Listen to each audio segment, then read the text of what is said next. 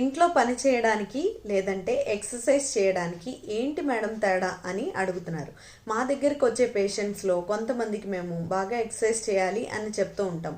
వాళ్ళు మేము ఇంట్లో చాలా పని చేస్తామండి, ఇంక మళ్ళీ ఎక్సర్సైజ్ చేసే టైం ఉండదు, ఎక్సర్సైజ్ ఇంకెందుకు, ఇది కూడా ఎక్సర్సైజే కదా అని అంటారు.